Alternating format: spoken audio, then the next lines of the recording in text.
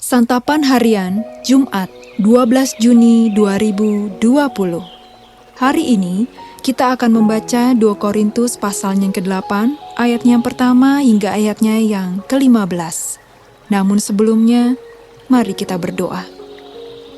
Di dalam pertelutan kami saat ini, kami memohon, berfirmanlah ya Allah, karena kami siap mendengarkannya. Di dalam Kristus Yesus, kami memohon. Amin.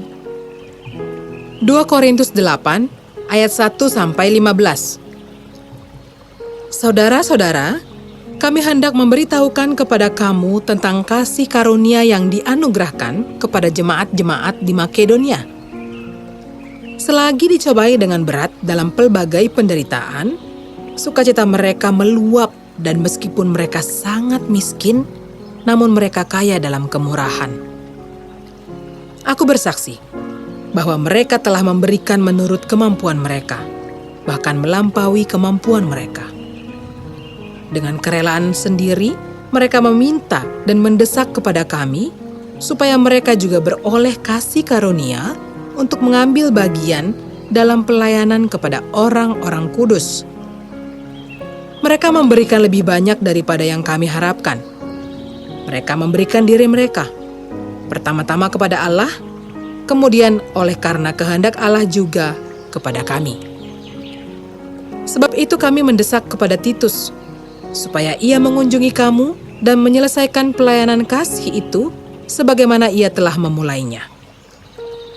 Maka sekarang, sama seperti kamu kaya dalam segala sesuatu, dalam iman, dalam perkataan, dalam pengetahuan, dalam kesungguhan untuk membantu, dan dalam kasihmu terhadap kami, demikianlah juga hendaknya kamu kaya dalam pelayanan kasih ini. Aku mengatakan hal itu bukan sebagai perintah, melainkan dengan menunjukkan usaha orang-orang lain untuk membantu. Aku mau menguji keikhlasan kasih kamu. Karena kamu telah mengenal kasih karunia Tuhan kita Yesus Kristus, bahwa Ia yang oleh karena kamu menjadi miskin, sekalipun Ia kaya, supaya kamu menjadi kaya oleh karena kemiskinannya. Inilah pendapatku tentang hal itu, yang mungkin berfaedah bagimu. Memang sudah sejak tahun yang lalu, kamu mulai melaksanakannya dan mengambil keputusan untuk menyelesaikannya juga. Maka sekarang, selesaikan jugalah pelaksanaannya itu. Hendaklah pelaksanaannya sepadan dengan kerelaanmu, dan lakukanlah itu dengan apa yang ada padamu. Sebab jika kamu rela untuk memberi, maka pemberianmu akan diterima. Kalau pemberianmu itu berdasarkan apa yang ada padamu, bukan berdasarkan apa yang tidak ada padamu. Sebab kamu dibebani bukanlah supaya orang-orang lain mendapat keringanan, tetapi supaya ada keseimbangan. Maka hendaklah sekarang ini kelebihan kamu mencukupkan kekurangan mereka, agar kelebihan mereka kemudian mencukupkan kekurangan kamu, supaya ada keseimbangan. Seperti ada tertulis, orang yang mengumpulkan banyak tidak kelebihan, dan orang yang mengumpulkan sedikit tidak kekurangan. Sahabat Santapan Harian, dalam tradisi Batak Karo ada istilah endi enta, yang artinya memberi dan meminta. Ini mengingatkan kita akan tindakan saling memberi dan menerima. Setelah manusia memberi penghormatan kepada Tuhan, mereka meminta kelancaran dan kenikmatan hidup dari Tuhan. Masyarakat dalam budaya sebelum kekristenan sudah memahami hal ini. Namun, tidak banyak orang yang mau memberi lebih daripada yang dituntut. Jemaat Makedonia diceritakan sebagai jemaat yang berada dalam pencobaan berat, penderitaan, dan kemiskinan. Akan tetapi Paulus memberi salut atas tindakan mereka dalam hal memberi, sebab mereka memberi melampaui kemampuan mereka. Mereka rela menyerahkan diri kepada Allah dan para rasul.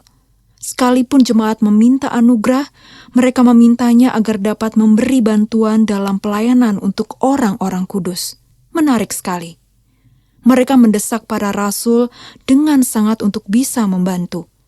Ini karena mereka telah menerima anugerah Tuhan Yesus Kristus.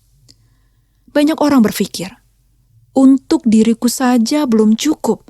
Bagaimana aku bisa memberi? Selama manusia hidup, berpikir dan bekerja, tidak akan ada kata cukup. Pada zaman sekarang, jika ada orang yang membutuhkan dan memohon dengan sangat pun, belum tentu ada orang yang mau membantu. Bagi orang Kristen, istilah endi enta juga mengingatkan bahwa Allah sumber segala yang ada. Allah telah memberi keselamatan dan hidup kepada manusia. Maka sudah sewajarnya Allah meminta persembahan dan pengabdian dari manusia. Allah sudah memberi segalanya kepada kita.